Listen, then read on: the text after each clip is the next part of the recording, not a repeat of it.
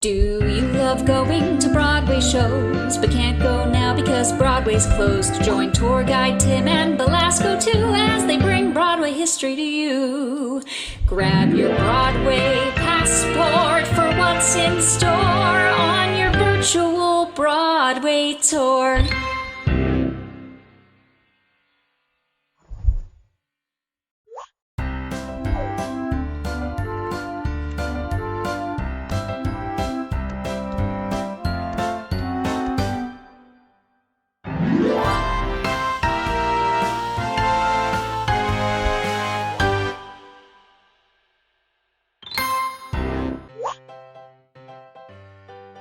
Marking the main northern boundary of the theater district, excluding the Vivian Beaumont up at Lincoln Center, this week's theater, Studio 54, has had its fair share of ups and downs.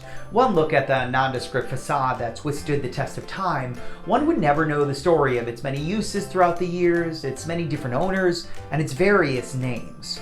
Long before it was its famous disco years that many associate with the name Studio 54, the theater started its life in 1927 as the Gallow Opera House. The theater's namesake was Fortune Gallow, an Italian-born opera impresario who emigrated to America aboard the SS Wura in 1895 and settled in the Lower East Side of Manhattan.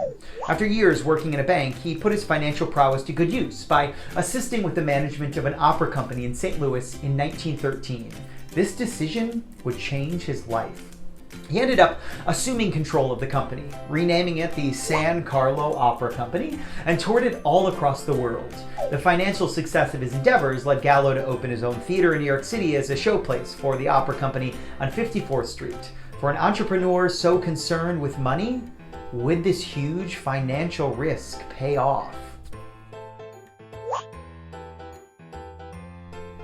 Opera impresario Fortune Gallow was known as the cut-rate opera king, creating opera for the masses, not the classes. But when it came to his new theater, no expense was spared on the interior. Once theatergoers stepped past the plain facade, they entered a 100-foot-long hallway, complete with crystal chandeliers hanging from vaulted ceilings, mirrors flanking both sides to check yourself out, and marble everywhere the eye could see. Above the mirrors at the entrance were tiny G's for Gallow, which are still there today. And miraculously, while the interior has been renovated many times over the years, the lobby remains nearly identical to the day it opened in November of 1927. The first opera presented was La Bohème, which proved a financial failure, as did the rest of the first season. Gallow turned to legitimate theater instead, presenting Antoinette Perry, the Tony of the Tony Awards, in Sophocles' Electra, which closed 12 shows later. A series of flops followed until 1929 when the stock market crash forced the theater into foreclosure, having gained a reputation of being unlucky. The theater continued to change hands and names. First it became the New Yorker, then producer Billy Rose's Casino de Paris. This iteration of the theater featured dining tables instead of seats and a rebuilt stage that enabled the chorus girls to come out further into the audience. Labor disputes ended this incarnation 1 year later. A few more name changes, the Palladium, the Federal Music Theater, and back to the New Yorker again, made way for one of its most lucrative tenants, CBS. Labeling it Studio 52, they numbered their studios in order, not by location. Many different TV shows were filmed here, including the $64,000 Question, Password, and Captain Kangaroo.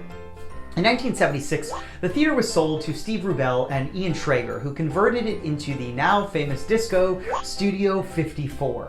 With lots of glitter in tow, the disco was a tremendous success and created the first red velvet rope admission policy with a long line out front most nights.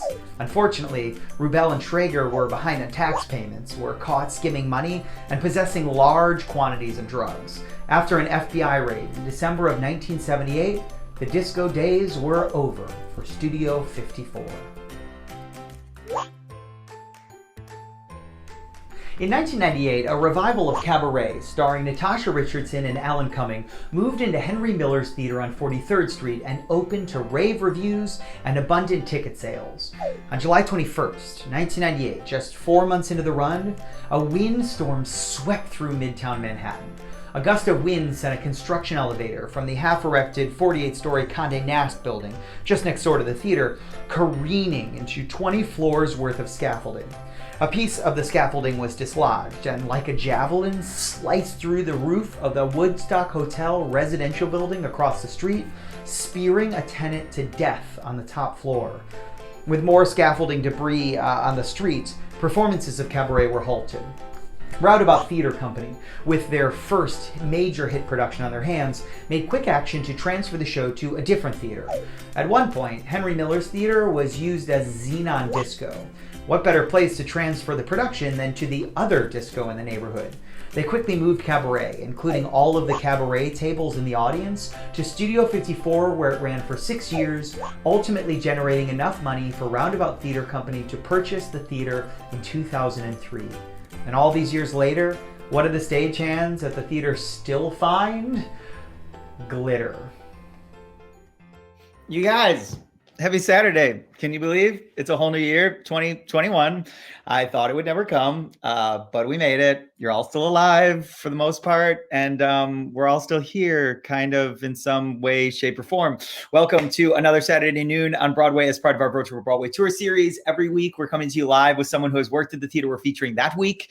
And this week, we are joined by the incredible, the talented, the very smart Sarah Meahl from Kiss Me Kate at Studio 54. For those that aren't familiar with me or Broadway Up Close, welcome. My name is Tim Dolan. I'm an actor and the owner of Broadway Up Close walking tours in New York City. We do tours of the district, of the 41 Broadway theaters, history, fun facts, ghost stories, all the things you didn't know that you really want to know about our 41 Broadway theaters. I have an entire team that I call my green team that are all actors and stage managers that are your eyes and your windows to our insane theatrical lives. And then in addition to our 5 exterior tours, we also opened in the fall of last year. In October of 29 now, not last year. Oh God, a whole new year. Now I have to change all of the things I say. October 2019, we opened an interior tour of Broadway's oldest theater, which is the Hudson. It's been there for 118 years now officially that we're into 2021. And so that is the only tour that we don't offer currently because the theater's closed because of this thing that you've heard of called a global pandemic. But our other 5 exterior tours are also are all available in person, mass, socially distanced. If you're want to live your New York staycation life, I'm here for you. In addition to all of that, I thought, well, we'll open a gift shop in the middle of Times Square. That'll be so easy. And so I opened a gift shop in April of 2019 with a big 6-foot tall Broadway sign made of marquee letters and 150 light bulbs. All of that is closed, but all of that is now online, minus the big Broadway sign. That'll be open again soon enough in this year. In months, I don't know, maybe late spring, who knows. When this all happened, March 12th, 2020, which I was just thinking today, we're coming up on a year anniversary of that day, which is going to be so weird and crazy. I realized that I was missing connecting with theater goers, seeing people in Times Square, talking about theater, seeing friends on the way to work. And so I thought maybe we'll come online and we'll do 1 theater a week. There's 41 theaters, 41 weeks. That sounds insane. But by the end of March 2021, we'll be finished. And then the original goal was then Broadway will be reopened and life will be great. And then, well, now it's garbage. And that's not happening. So here we are. We are in week 29, which is crazy to me. Studio 54, the 29th oldest Broadway theater, because we're working our way chronologically from the oldest to the newest.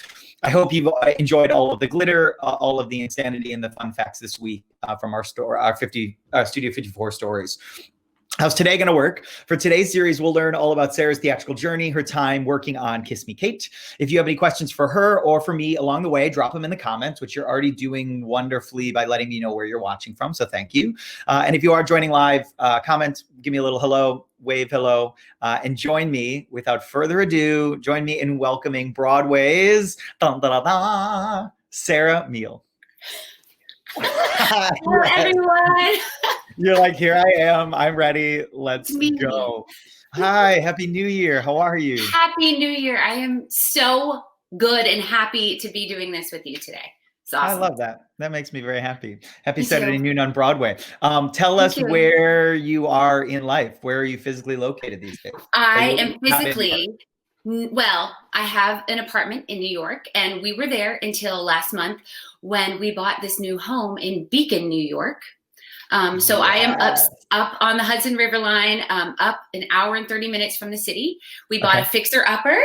So as you can see, the trim is not painted. The walls not like Sure. We have a lot of work to do, but this is my dance studio. I teach dance privates and big master classes from this room every day.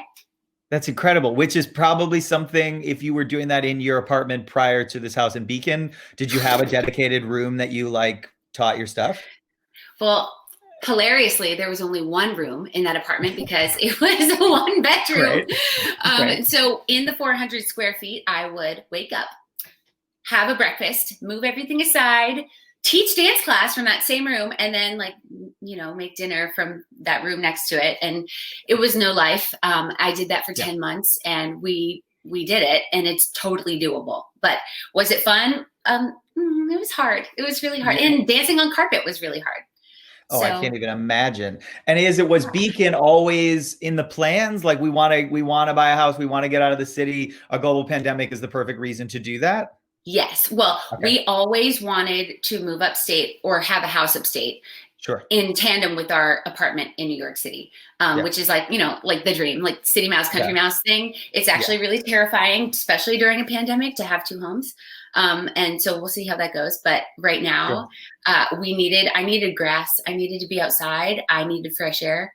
And I have a view of the mountain from this window. So I'm like, it's a fixer. She's a fixer, but I'm really happy to have some peace. And we knew we wanted Beacon because we have community up here. We have friends. Oh, incredible. Oh, good. Okay. Yeah. So, and it's a perfect, I don't know, it's the perfect like start to a new year, and you're like going to get stuff done, and you're going to have this house. And by the time Broadway reopens, you're like, we'll come back. We're killing it, and it looks great. And here we are. And and I'll be like either commuting or and a lot of people do, or I will have my very own, we'll be staying at the apartment or something. Who knows? It's at this point, it's like day by day. You know what I mean? Sure. Correct. Saturday by Saturday. You're like, see you guys next Saturday. Who knows what's in store? This is my favorite. We usually don't share comments, but this is what I thought. Sam says Joanna Gaines 2.0. Basically, you are a fixer-upper. You are basically Magnolia Bakery, but in Beacon. I am. No, you don't even know. Yes, or maybe not Magnolia Bakery, Magnolia Farms. I forget their brand. Well, we do have, but we do have that too. And I am starting a garden. Well, there is already an ancient garden. We're doing the bread. I'm doing all the things. So domestic. I love this. I know. I know you like dancing your way across Kiss Me Kate. So this is good. This is the life balance, the work-life balance. You're learning me. Yeah, you're killing it. Okay, so for those who don't know about your pre-Beacon life, tell us where you grew up. Tell us where you first got exposed to theater and when that was like, what is this? That's interesting. And then when that transitions into something maybe you want to do professionally. Get us essentially your mini bio to you getting to New York City, first audition, like setting your cases down. I got you. Okay. Boom. So the first thing I have to say though, before I start, is 29 is my lucky number. Okay. So the fact that this is week 29 and that that Studio 54 is the 29th theater is huge. I'm a numbers person. Woo, 29. That is a huge number for me. Yeah, and that I would feel like my favorite number is 5. So you're like, well, it's 5. It comes up a lot, but 29 I feel like is not a number that it pops up for me. Pops up all the time. And the other thing I will say is that I was 29 when I did Kiss Me Kate on Broadway. No, come on. And there's 29 viewers. No. Oh my God. No. And we've gotten 29 likes so far. No. That's hilarious. Incredible. Okay. Yeah. Sure. So I just wanted to share that because that synchronicity happens, I feel like in all of our lives. And sometimes we don't even take a second to realize it, or we do and we just move forward. So I had to speak it. Okay. I love that. So I am from Orlando, Florida. Okay. I was the daughter of, no, I'm just kidding. My mom on a crisp day.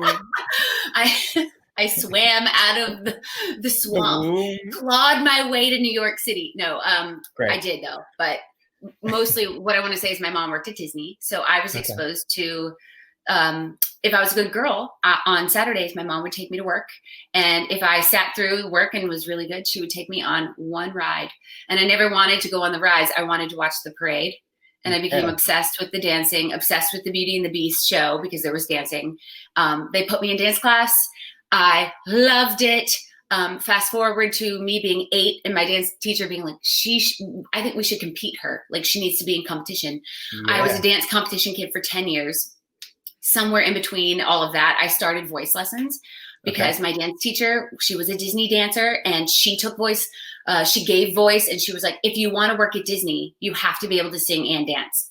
And my dream was to work at Disney, to work at the Disney parks. And I told her that. I was like, I want to be just like you. I want to work at Disney one day. And she was like, okay, that's pretty tangible. Like, that is not like the largest goal of your life right now. We need to set higher goals. And I was like, I don't know what you mean. So she taught me about Broadway, which was her ultimate goal until she had met, like, you know, her husband who worked at Disney. And anyway, so I kind of put it in my head, like, that's something I want. And you still keep in touch with this teacher, this person from Disney? Miss Denise. She is Miss Denise. She is everything. I catch myself being Miss Denise every day. Now that I am like Miss Denise of my own students, you know. Of course. Yeah. And so I competed for 10 years, and then I was doing acting lessons in the meantime. I did a school musical and met the theater kids, and I went, oh. These are my people. These are my people. They get me. For the first time, I am understood. I didn't know I hadn't been understood before, but I knew after. I felt so accepted. So, and what was that show in high school? What was the first show? It was Anything Goes, and I played Virtue. Of course you did. Yeah. I had to kiss the moon-faced Martin. He gave me mono. I took it to college with me, as you do. You were like, these are my people. Thank you for the gift of mono. Exactly. So I went to Point Park University, which is in Pittsburgh. With mono. It's a conservatory for performing arts. I had the musical theater minor. I did a major and a dance minor. So I was busy. And I was like the weakest link. That's been my like mantra. Like, my whole thing was, I was always Why do you say that? What do you mean? What do you mean by weakest link? I was the worst dancer, like in my dance studio, like in my troupe. I was not the worst, but I didn't win all the time. I didn't get my own solo for a while. I was like, not the big fish in the little pond. Like in my High School Musical, I played Virtue. I wasn't the lead. I think that there's this notion that everyone that comes out of school and gets to Broadway is like the person that was the best in their hometown. And I am living proof that the underdog can like do it, because I never had, I was never like the best or, you know, anything like that. So do you think that made you work harder? Did it make you look at the industry a little differently once you got here? Like, how does that influence everything? I absolutely think that was a big part of it. I think I saw that I was going to have to work harder than everyone else. And in the ways that I couldn't with my talent, you know, like if I was trying as hard as I could with my talent, I could make up for it in other areas by just like being loyal and trustworthy and a good person. And the things that make me, I could use that instead of just relying on my fan kick. And and how high I could, you know, like my soprano, which is fantastic. Let me tell you. Which 10 months in quarantine, you're killing it. The gift is ready to be given. She's ready. So I went through college, and I decided that I was going to really buckle down and focus instead of partying and stuff.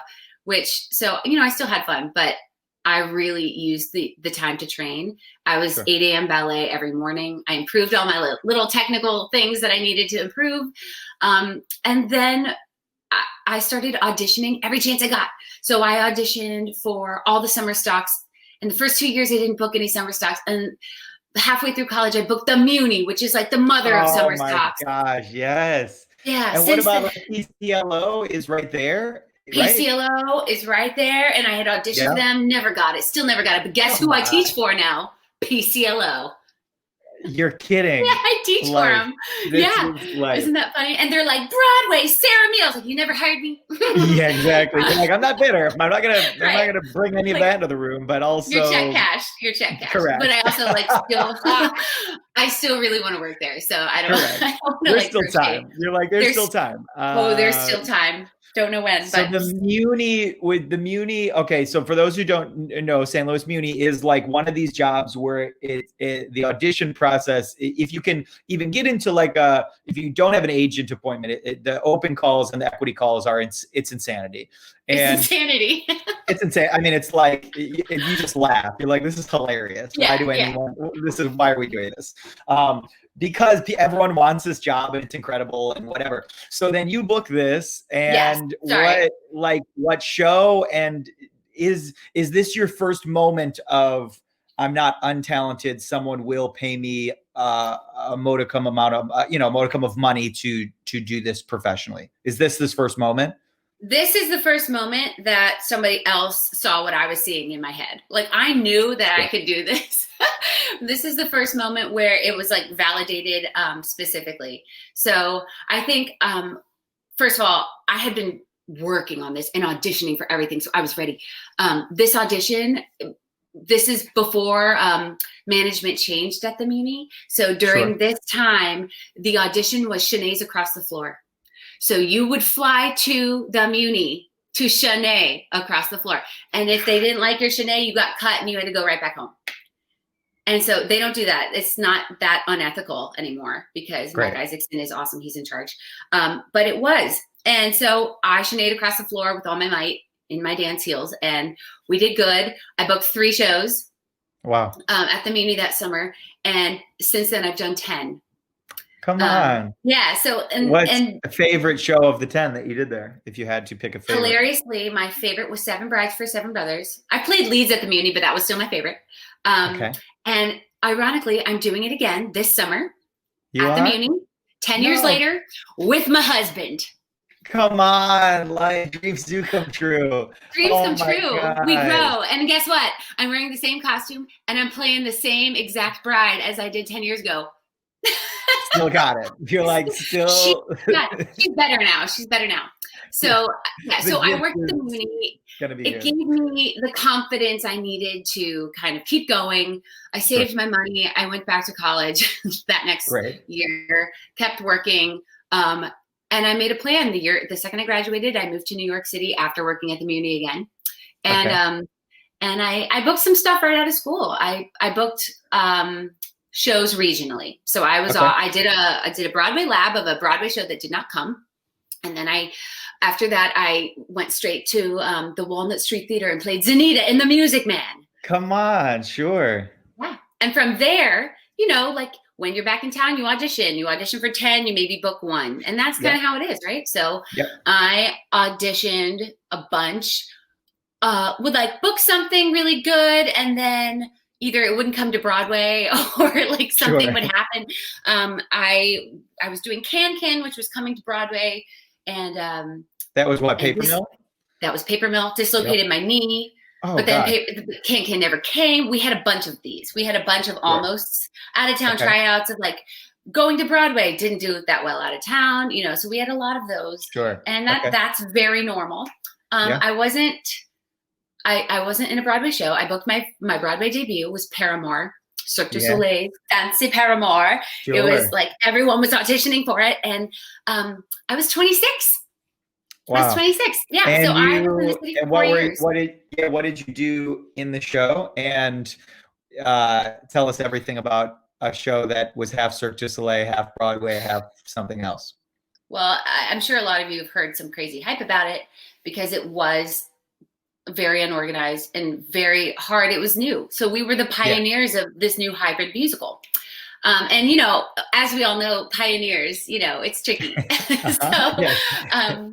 So I had like 15,000 auditions for this. Okay. And I felt really confident about it because I was a gymnast. I forgot to mention that. I grew up doing gymnastics as well. So I was a gymnast, and they needed girls who could tumble and sing and act and whatever. Like this felt like it was for me. And I remember seeing the breakdown and being like, agents, this is mine. Yeah. I claimed it. And I think that's a big part of it is you have to claim it. Like when you know it's for you, you claim it. Yeah. So I claimed, and I got to the audition, I tumbled, I sang, I did the things.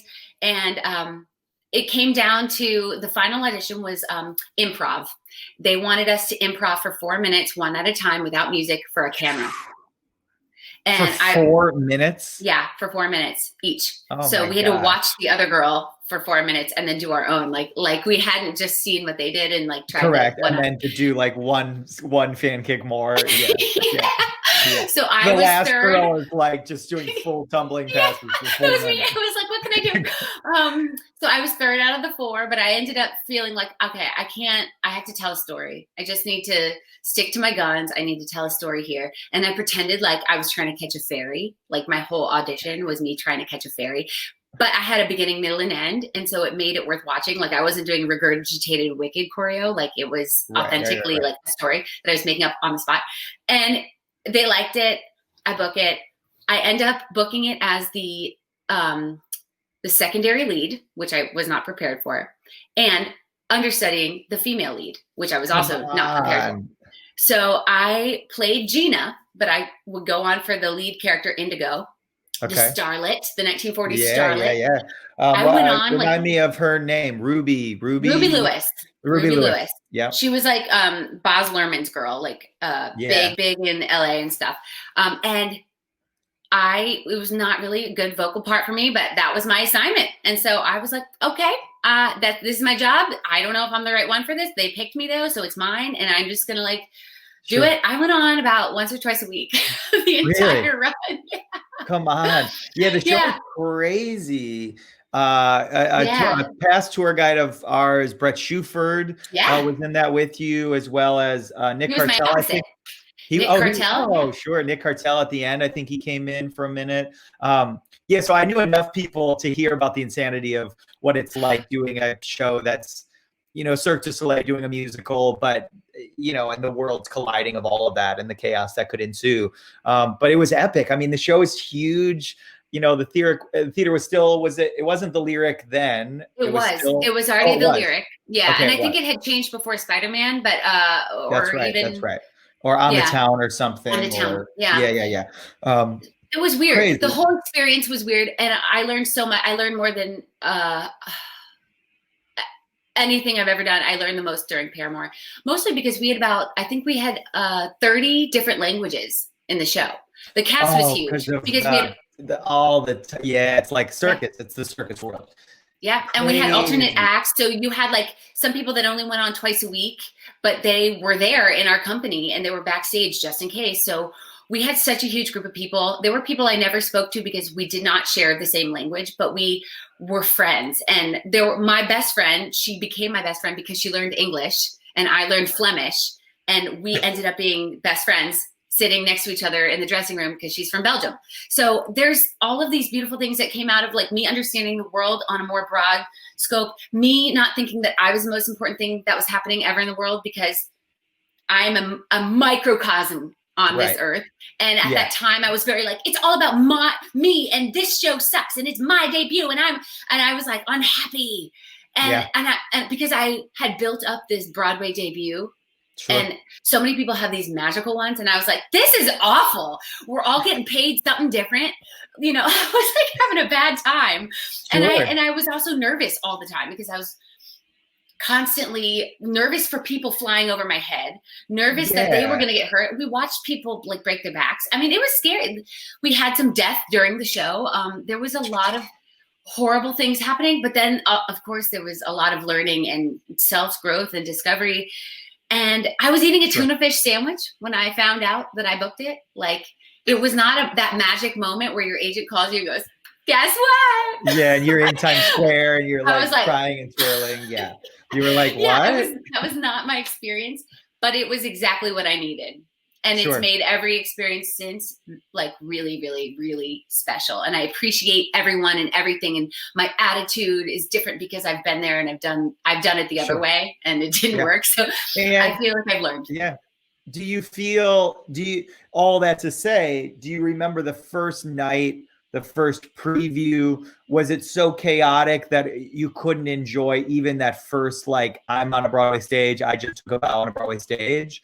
Like, it was probably enough of a cloud of other stuff happening that it probably was a dampening moment of that too, I would imagine. It was, I don't really remember doing that show. I remember the opening number being like, my energy is, I am here. Like, I am here. But then I remember taking my final bow and being like, this is it? Oh, yeah. Yeah. And I think because I had just built it up to this really special moment. Yeah. You know, they always say like, okay, Bernadette Peters singing "Happiness Comes in on Tiptoe." It's a quiet thing. It's not like this. There were no trumpets. There were no trumpets. Yeah. It was such a quiet, like, this is cool. I don't know what I was expecting. I shouldn't have expected. And so I took that into the future. Yeah. And I think that's that's why I love, I love talking to so many different people that have had successful careers and have different journeys to get to whatever their success is. Because it is, for some people, they're like, I wanted to do this show. I finally did it. I put on the dress. I was Belle. I cried. It was the best moment that ever happened to me, and whatever. And then some people are like, tuna fish sandwich. Oh God, I guess this is different than I was thinking. So yeah, it's the colliding of expectations and your youth meeting full head on with like work and life and reality. Okay. So then Paramour, and yes, and navigating all of that and not going insane, I think is how you create a life. I agree. Yeah. That's full of sanity. So then Paramour closes. Your next Broadway show is a better experience, I hope. It was Hello, Dolly. Yes, and that was my happiest time of my life. Sure. And how did it come about? And what did you do? Tell me everything. Truly magical, truly like the most magical, and such a cool thing to button the end of what the Paramour situation was. So I had auditioned for Hello, Dolly before and didn't get it.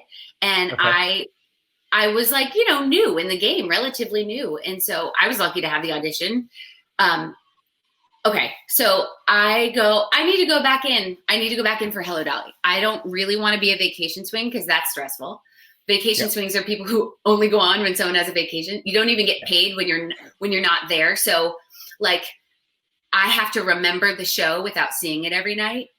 Yeah, it's crazy. I have to remember 12 women's shows without watching it every night. And swings in general, it's insane. And then they're like vacation swing, learn it all, but then you're only here for like 3 weeks, and then you can come watch it. Yeah, you can come watch it, but we're not going to pay you. So like, if you want to like just be good at your job, come and not get paid. That was my experience. Great. So I was like, you know what? I want to work for Warren Carlyle. I want to be in Hello, Dolly. This is my dream. It's my favorite show. So I showed up to a Warren Carlyle audition that was not a Hello, Dolly. It was called like Talladega Nights or something. It was like, a cruise ship audition, and I did not want it, but I wanted him to see me. So I went in for this audition, and they called me back to sing, and I sang my highest soprano song.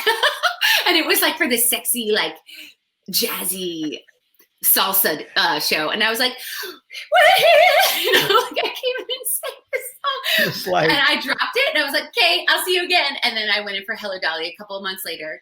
In between that interim, I had closed Paramour, and I did a show off Broadway. I did the Golden Apple at New York City Center Encores with Josh Ross.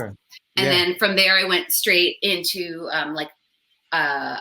this audition for Hello, Dolly. I book it. And I was so excited, but like, oh my God, now I have to swing. But I had already understudied, and I had been thrown on in some very stressful moments for parts of Paramour that I had not been in. Like I didn't dance it every night, and they're like, go. And so I remember I like that feeling. It's, what is it? It's, the adrenaline. I do. I love adrenaline. Scary adrenaline. I love horror movies. Like I love that stuff. No. So I was like, okay, we can do this. So I have 3 days of rehearsal, and boom, I'm on. Boom. So it went well. So then I had confidence, and I loved my costumes. So 6 months, I do vacation swinging. It's a wonderful time. Someone's leaving the show. I email everyone. I say, hey, I think I'm good for this role. I think you should let me have this ensemble track. I already know it. I already have a costume. You wouldn't have to. So like I said, I have an idea. Let it be me. And they said, okay. Which never happens for those that are watching. Which never happens. They're like, well, no, 17 parts. Why? We'll just hire someone to learn the one part, and you stay doing your 17 parts. And the fact that you're so talented in those moments sometimes works against you. But I love when it Yes, doesn't. and it has in the future. It works against me, but in this moment, they let me be in the ensemble, and and I think it was a good fit. Like the dressing room, we gelled. Everyone was great. It was such a good fit that they were like, "Oh, Sarah works in that dressing room." There was one dressing room for all the women, so they wanted everyone to love each other, and it was a good fit. So I did that until Hello Dolly closed. So I did it with Donna, Bet, and Bernadette. If you followed the Hello Dolly lineage, and it was truly the most wonderful experience of my entire life. Okay, so let's talk about why we think it was so much better than Paramour. There's the obvious underlying Cirque du Soleil, new to Broadway, crafting a new musical with air quotes, and then like Hello Dolly. We know the show works, the people leading it are. So does it come from the underlying structure of just like Hello Dolly is a musical we know that works? Or is it that it's the women already come a hit. in and they lead? Right. Yeah, they were. Well, first of all, we had a leader. We each time, whether it was Donna, Bet, or Bernadette, or David Hyde Pierce, or Victor Garber, we had leader, and Gavin Creel, Kate Baldwin. We had true leaders who have done it before. They know what it is. Not just that, but the director and choreographer did their jobs. They were working for us. They were helping us. We all wanted to be together. We were a unit in Hello Dolly, and I don't think we had been a unit before. In my past experience in Paramour, we didn't. How could you have been a unit with so many different languages and so many people that this world of 8 shows a week is alien to them? It's almost like if you had said it went really well and it was pretty streamlined and very normal with Paramour, I would have said that blows my mind with all the things at play. Okay, so by the end of Paramour, we had figured it out, but it was closing. Sure. So we had been bought out, by the way. But Harry Potter was like Harry Potter bought out our theater for $5 million. Yes. Yeah. $25 million. Yeah, I was going to say, I was like, I think it was a little north of that is what I've heard. It was 25 mil, and we were like, and then so Hello Dolly is so wonderful and so great. And during Hello Dolly, 6 of the women in the dressing room got engaged. I was number 2 in line, so I got engaged second. We had all of these articles about us in like the news because it was like Hello Dolly brings love. Like, all of us in the dressing room were of that like time in our lives. Yeah. So there was so much magic happening. We were all so excited and so much joy. So I had my bridal shower during Hello Dolly. I had my engagement party. I had all of my bachelorette. All of it was during Hello Dolly. It was such a special time. So much family came to see me because I was freshly engaged, and everyone wanted to see Bette Midler. Like even family members who would have never come to see me at a Broadway show. Yeah, they're like, Sarah, you're going to be on, great, but is Bette going to be on? Exactly. Like, people who really don't care about me still came to see that show, and it was awesome. And then during that time, I was doing double duty, which is when you do 2 shows at once. I booked Secret Garden, which was coming to Broadway. Yeah. There was one dancer track, and I booked it. Cool.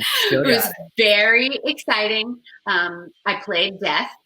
Hopefully this still happened. It's a new version. Also Ron Carlisle directing and choreographing, who choreographed Hello Dolly. So I was doing Secret Garden, and then they said, "Hey, do you want to audition for Kiss Me Kate? It's coming to Broadway." And I was like, "Okay." And so I auditioned for it, but it conflicted with Secret Garden, and they didn't know where to put me because it's supposed to come at the same time. Okay. So they were like, okay, well, you can start out in Kiss Me Kate, but when Secret Garden opens, you need to go. So they made me the swing of Kiss Me Kate, or at least that's what they led me to believe. I don't know. Like I ended up swing, and they knew I could swing, and they knew that I had swung Hello Dolly, and it was Warren as well. Warren Carlisle choreographed. Wow. So Thank God you went in for Talladega Nights. Thank God. And I'm pretty sure it's not the name of it. I want to say I'm nearly positive it's not, but we're going to go with it. I don't know what it was called, but it was not. Didn't book it. Correct, but it doesn't matter. So, It doesn't matter. a question someone wrote in about being a swing from @BaldBoyGrunt. They wrote, "What is the approach you take to prepare to be a swing? How do you tackle that enormous job?" So tell us, in the eyes of Kiss Me Kate, you've already done it once before, so now you're like a little comfortable. What is your process of swinging? I love this question. Everyone has a different process that works for them because everyone's brain works differently. And that was told to me at the beginning. I asked a few friends who I knew had swung, and I asked them a few questions. The best advice that was given to me was from Kirsten Tucker, who swung Cinderella on Broadway. Okay. And she said, pick one person, pick your favorite one to watch, pick one person and let that person be home base. Learn their show first. Don't try to learn everyone's show. Learn their show first. Then once you know their show, in relation to that person, you can see all the other people in your head. Oh, that's really smart. Yeah. I don't think I've ever heard that technique. That's smart. And I should probably like write a book and not giving this for free. I'm not, you know what I mean? Sure. Like, but whatever, I don't care. Like, let's all be great at it. Because the world needs more great people. Yeah. So I think that the key is to do that first and then figure out your mode. A lot of people like to type things out. A lot of people draw pictures. I'm going to pull out my swing book because it's right here. Oh my gosh. So she's got props, ladies and gentlemen. She's got props. She came with props. She also did her hair. Also, sorry, I have one hand. I got stitches in this hand the other day when I tried to take my finger off with a can opener. Anyway. Come on. Wow. And I should have it bandaged, but it fell off when I already taught today. So here we are. It's a mini binder. So in here we've got tabs for each girl. Okay. So in Kiss Me Kate, I had 7 girls. In Hello Dolly, I had 12. So it looked a little different. But Hello Dolly, we did less. Kiss Me Kate, there was more action. So this is Haley's. So the blue tab was Haley. I learned her first. She's my best friend. So I was like, okay, I'm going to watch my best friend. I'm going to be my best friend. And then I'm going to think of everything from her point of view. Yeah, that's smart. That's really smart. She's always in blue. Her highlighter color is blue. So then Christine was purple, Tanya was green, blah, blah. Now, sometimes you don't get to go on for one person. You have to go on for 3 people because no one showed up to work. Correct. So that's when you have a split track. Sure. A 3-way split.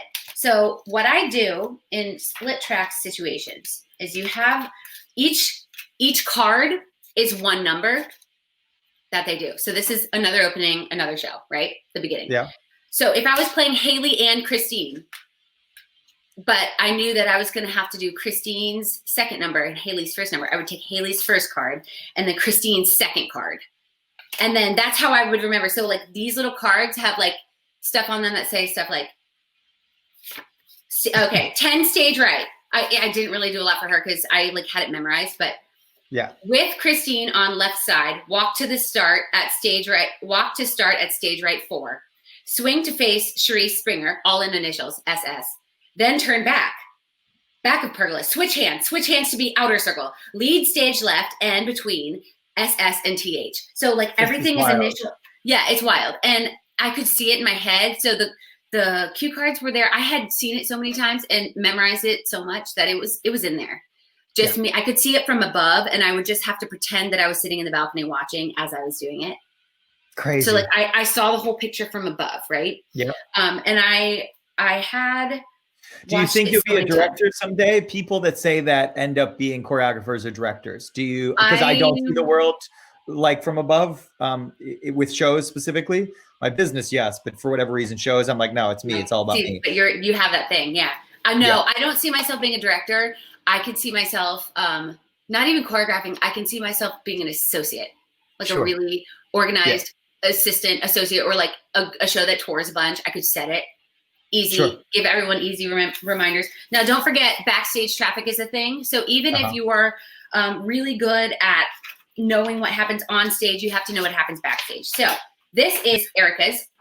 The black is what I do off stage. The yellow is what I do on stage. So there was like backstage traffic because Studio 54 is such a tiny backstage. It's on a platform. So you only have like this much room on stage left. And there are big props that could kill you if you're in the wrong spot at the wrong time. It's very dangerous. They took it very seriously because the people that work backstage at Studio 54 are awesome. Yeah. This is my wig time sheet because all the girls get their wigs on at a certain time with a certain person. And if you're late, you ruin everyone's day. Like truly everyone has a horrible time because you sat in the chair and like, you can't do that wrong. The stress. I have a split track here of like, you know, going on for, sometimes I made up the split track. Sometimes our dance captain made up the split track. Usually the dance captain is the swing, but that was not the case for our show. Because that was the case until the dance captain swing quit on day 4, I think. And we got a new person. So they gave the job to someone who was on stage. So I was not the dance captain. But wow. Yeah, it was crazy. It was a wild time. Yeah. So it sounds like nothing will ever really reach the height of Hello, Dolly. You take over, you get engaged, everyone's happy. You're at the Shufford, Bette Midler. That's going to be hard to top. So coming off of that, it sounds insane. Everything you just described, which I love because people need to see how much goes into making that show happen at 8 p.m., especially the people who are making the impossible happen. Was it crazy? Did Kiss Me Kate feel crazy, or it's just because we just watched minutia, so it feels crazy to us, but to you it was actually well adjusted and totally fine? I had a wonderful time with Kiss Me Kate. I loved it. I felt like more a part of it because I started from the beginning. Sure. And so the difference between jumping into a show that's already happening and being a part of it from the beginning, I saw, I got to meet everyone not later. I met everyone when we all met each other at the same time. And relationships are forming and I wasn't like the new girl who came in and was like, hey guys, what's going on? Like that happened sometimes at Hello, Dolly. And that, like Bette didn't know my name for a little bit and that was fine. And then she couldn't figure out why I was always in a different spot. But like at Kiss Me Kate, they all knew I was the female swing. And then we got one of my best friends in the whole world was our swing, this boy swing. And we got to swing the show together, and we had both swung Hello, Dolly together as well. We were both the vacation swings at Hello, Dolly who moved into the tracks. So he came with me, and we are like a unit. We're like a brother-sister team and we have each other's backs. And I was sitting on the Travis Waldschmidt. He is in Mrs. Doubtfire currently, or waiting to be back in Mrs. Doubtfire. He is the smartest human I've ever met. Like for all the notes I took, he just had it in. He trusted himself. Wow. And that's what I want to say about swinging. Kiss Me Kate, Hello Dolly was awesome. Kiss Me Kate taught me to trust myself in a different way because I was constantly having to do these crazy, crazy things. And I was the only one. Mm-hmm. Me and Travis were the only two. We didn't have like a team of swings. Like at Hello Dolly, there were 6 of us. There were 6 swings. In Kiss Me Kate, it was me and Travis. And sometimes we both played 2 or 3 people at night. I went on for a boy once. That was like the scariest moment. My best friend broke her foot on stage. I watched her like crawl off stage and I knew I had 5 minutes to get on stage. And I went on stage with my AirPod in. I mean, I had my hair in like this. This is like, I tried to wear my hair down for you and I was like, who am I kidding? Come on. I literally took this. I took my headband off. I went like this, shoom, and I went pin. Wig went on, microphone went on. I put a lip on. I had no fake eyelashes, no makeup. I was still wearing my own undergarments. I ran on stage and did she was the featured tapper. Yeah. I did the featured tap dance for the first time with 5 minutes notice with my AirPod in. I ran on stage so fast. They were like, Sarah Meahl to the stage. But I had already seen it. I saw her go down and I was in the audience and I went running. Backstage. I hadn't even heard an announcement yet. I was already getting in my like hair when I heard the announcement. Gosh. It was insane. That happened 4 times. 4 times. Come on. What was happening at that building? Yeah. Well, it's like, doing a show 8 times a week is already hard. Then you add this crazy, I don't know if any of you saw it, the choreography is insane. Yep. The women are doing it in heels. There's tons of crazy lifting. There's not a bunch of space. It's a recipe for Yeah, you pay your dancer dues. We call it your dancer dues. You got to pay them like this was like me paying my dancer due, my finger hanging off. One can opener at a time. Yeah, so like you pay your dues, like it happens. This is you paying your Beacon dues. Beacon's like, this welcome. My fixer-upper dues. Like, yes, the first thing I did was hurt myself. Of course, yes. Yeah. Now I've already been to the hospital. Yeah, great. So yeah, we know where it is. Now I know where it is. Great. Good. At Studio 54, because we featured it all week, do you have any specific memories or quirks about the building? Tell us everything. Are you ready for this? This place is haunted. It is haunted. And now you can do some research on how haunted it is. But okay, I've never heard that it's haunted, so I'm not questioning you, but this is the first time hearing of this, so go ahead. Okay, so it's not the first time I had heard this. Before I had sensed it, I'm one of those people, like I can hear and feel and see, and I always have been. Anyway, this place is like, the energy in it is so thick because so many people have had experiences there, like crazy experiences, right? So as we know, Studio 54 was like night club, like the club. So people have had such like stained memories, not bad stains, but like their imprint is in there. Okay. When I would go to the bathroom, I would hear like, you can hear the music. You can hear disco music. You can feel dancing like in the balcony. And I, as the swing, Travis and I sat in the balcony every night, almost every single night. And and sometime before during tech, we were alone. There were no audience member, there's no one in the audience. It was just us in the tippity top feeling this energy. And the bathrooms, like you would see something out of the corner of your eye. There is a ghost that lives in the lobby who all the lobby people talk about. There's this one guy, Chris, that works there who's always like, the basement's haunted and the lobby's haunted. The basement, crazy stuff goes on in the basement. Now, aside from the ghosts, there are 4 secret spots that as a swing, I always find the safe space where I can go to be alone if I need to be alone. Like if I'm having a minute, I have a lot of freedom during the show. If my people aren't on stage and I don't have to watch, I can like be wherever. Yeah. So I found every nook and cranny. There's a secret door. There's a secret trap door in the basement. Really? Where during Prohibition times, they hid booze. Yeah.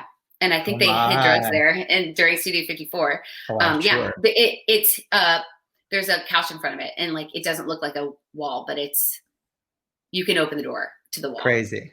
Found that. Found this crittery, creepy, there's like a curtain somewhere in the balcony.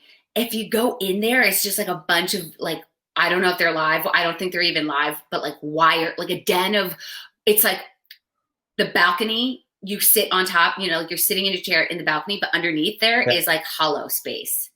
Oh, and sure. Pitch black. And I would go in there and like sit by myself sometimes. And it was creepy. There's also in the basement, in order to get from stage right to stage left, you have to take this creepy tunnel that definitely like it's definitely like, I don't even know how like safe it is to be down there, but we had to use that to cross from stage left to stage right. And you have to duck because there's ducts and poles and all of, oh my God, like it's not safe. Concussion. Someone got a concussion while we were there because of the pole. Hit his head. Yeah. He was out of the show for a while. So that is all happening under the stage. There's a secret room that I found that's like a prop closet, but it has like a throne, like a chair, it's not just a chair. It is actually looks like a throne. It was a prop and it's sitting back there in this crittery little prop closet. And I would go and sit in there when I needed a minute because no one knew that door opened. It looks like a really heavy metal door that leads to, again, like pipes and wires, and it does. But I would go in there, lock the door, and just sit in the quiet. And I could get reception if I like moved my phone like this. So sometimes I would just go down there in between numbers and just like take a minute, read a magazine, like be by myself. Because sometimes we just need to be by ourselves. And we had a crittery room. Yeah, Travis and I, we had my fellow swing. We had a swing secrets area where we would go to tell secrets. Like and they're all on different floors. They're not one of these things is on the same level. Wow, in the dressing room. We had a spirit cap. So anytime we needed our spirits lifted, we would put this hat on that I made. Again, I had a lot of time. And it was just like a sun hat that I affixed flowers and stones and things to. And if you were having a sad day, we would just put the cap on you, and you would just because you can't not laugh when you have this. Yeah, how could you? Yeah, we have a phrase that started with Caitlin Kinnunen during these virtual Broadway tour interviews, where she said the Long Anchor Theater where she did the prom is, she was like, yeah, Broadway theaters. She's like, I'm realizing are weird as shit. And so we made keychains that say Broadway theaters are weird as shit. But Tom, who we love, he said Studio 54 sounds weird as shit. It's so funny because they're all like, you think like, oh, these Broadway actors, they go back there and it's so fancy for them. No, like there is like a mouse trap. There's literally a mouse trap under my station, and I have to beware of it when I take a nap with my head under where my feet were. Correct. Yeah. Once I heard that, I was like, oh, what do you mean? Mice? Don't even get me started on the Shufford. Like, don't even get me. Oh, I can only imagine. It's so they're old, you guys. You know, they're 118 years. Like exactly. Yeah, you know? And I am a history buff. I teach history of dance, so I teach style and like all the different styles that come with the people and what's happening at that time. And it's really cool because I feel like I can, and who knows if I can, maybe I just love it, but I want to feel it. I want to walk in and feel that weight of all the years in life that's happened in that theater. Yeah. And you know, yeah, I mean, yeah. I mean, clearly I started a company about it, so I'm obsessed with that, you know, yes, so that's why I love it. It's that energy that you're like, so much has happened here next to that little mouse trap, you know, in these I'm a part of it. Little rooms. You are. And and whether it's a great experience like Hello Dolly or it's a less great experience like Paramour, you are, whatever your experience is, you are a part of the fabric of that building forever, you know? And even like Paramour ended up being like the best thing ever that happened because it taught me so much. And we had good times too, you know, like I had a giggle. Sure. And I had two secret spots. I had a nap spot there and like this where I would go to sing, you know, where I would go practice my high C. So there's so much. Did you ever go into the Apollo hallway, the empty hallway that's off stage right? Were you allowed into that? I don't think the Harry Potter people are allowed there anymore. Wait. There's like the hallway that used to go to the Apollo Theater that is stage right. It's like it's mirrors, there's chandeliers on the town. Yeah. I used to do my quick change in there. Yeah, I was gonna say sometimes they use it for quick changes. Yeah. I would go like sing in that hallway or do my scene. Like I would say the words before I go on. And sometimes people would be walking by and would see me, and I'd like pretend like I was an old ghost, like because I'm in a full 1940s getup, like with hip pads and like the Marilyn Monroe hair, and they would walk by and be like, "Did I just see her?" And I'd be like try to look dead and stuff. I mean, I would mess with people all the time. My favorite part about favorite part about getting engaged was like going to try on the wedding dresses, and I would in every single hallway, in every single store I went into with my mom, I would like dead girl walk like in my dress, like in the dress down the hallway. My mom was like, "You've got to stop! You're freaking everyone out." I put on like the most Victorian gown. Yeah. I love to be scared. And that's the whole adrenaline thing of being a swing is like, I live for like that, like, and then you start to get obsessed with it. And then I remember being like, there's a flower on stage. I'm going to get it. I'm going to be the one to get the flower. I'm going to figure out how to get the flower in the most crafty way so that you never even knew I got the flower. And then Travis would be like, no, I'm going to get the flower. And we'll all fight over who gets to do the one thing different in their show that night because we all like we're like, our own drug addictions that are not cocaine. Yes. Correct. Yeah. You're happy little dream. Instagram, is that the best way we should follow you if we want to like continue on this journey of you opening cans in Beacon? Yes, thank you. I love Instagram. It's like my platform. I don't do the Twitter. Like I just can't keep up with all of them. I can't keep up. I don't have time.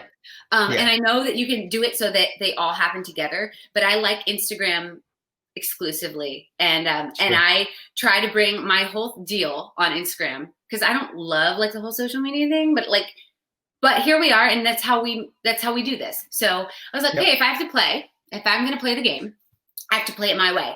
Here's my way. I have to either bring joy. My rule is I'll either bring joy, bring a giggle, like a laugh. It either has to be joyful, funny, or very important, like a message I need to tell to the people because it matters. It's a life thing that we all need to hear. So those are my three things, but I try to stay in that lane. So follow me for a giggle. Sure. At least. Or a little bit of joy. A little bit of joy. Yeah. I love it. You are the perfect person to start a new year with. So I love that. I'm so glad you could do this. I'm so glad for you and your success and your new house and your all intact digits. And I'm so glad. 2 thumbs up. I can't get this one. I'm probably never will. We'll give this interview a 1.5. You're like, I'm loving this. You're like 1.5 thumbs up. Sure. Sure. I've never really gotten that before, but usually 2 thumbs up or nothing, but I'll take it. I can't clap either. I can't clap. I'm like, great. You're a joy. You're a dream. Thank you so much. Good luck with the rest of this insanity. Good luck with. We can't wait to. I'm sure on Instagram there will be hopefully many more photos of the house as it gets fixer-uppered. And stay safe, stay alive, keep your life intact. And thank you for being you. And we cannot wait to see you in a show on the other side of this. Thank you guys so much. I appreciate this opportunity. Thank you, Tim. You guys are in good hands. He is the man. I'm grateful, and I had a really good time. Boom. Your dream. Good luck with everything. Happy New Year. And thank you for everything. Thank you. Bye, guys. Bye. It's the energy is, it's hard to top. It's, you can just see it's the joy. She exudes joy, and it's the perfect way to start your new year. Perfect. You can see why people want her in a show. Of course, talent is the underlying, just assumed factor. But you want people around that you want to work with. I think we're all going to have to use the word crittery. It's a thing that I didn't know about that. So we're gonna hopefully this year is not as crittery as. Let's hope we don't have to use it a lot, but we're adding it to our vocabulary. As we were talking about Studio 54, Cheryl was telling us about Studio 54 documentary that I actually just saw, and I just a couple years ago. But it's really good. So she's saying it's currently on Netflix, which I didn't know. And it touches on a little bit of what we talked about, Steve Rubell and even Ian Traeger's, coming into it, the flash of this disco moment. So if you haven't seen that, on Cheryl's advice and my having seen it, you should go see it. It's really good. Tony says she needs a show. Yeah, she should have her own show. The Happy Meal show. The Sarah Meahl show. It's the tagline will be like, it's crittery joy or something. 1.5 thumbs up. Since I saw you last, it's a whole new year. We just released our Squigs. If you know Justin Squigs Robertson, he's an incredible illustrator. So he does these Lights of Broadway cards. And so we've been collaborating together on the theater cards. And so we just released the 2020 cards. And so on the front of each card, he does an illustration of the theater in white. And then he does the marquee, which you can see the marquee of the Walter Kerr there. And then he sketches all the different shows that have happened there in little caricatures. And then my contribution in the back is all the fun facts about the theater on the back. And so he does 10 in each, 10 active theaters in each collection, and then 1 demolished theater, which he does in gray, each color coded to who owns the theater. He's very smart.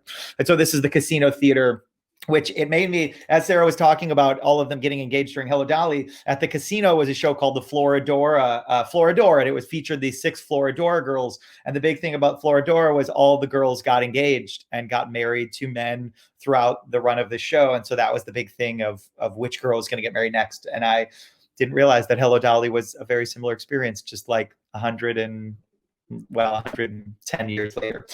So check those out. Those are on our website.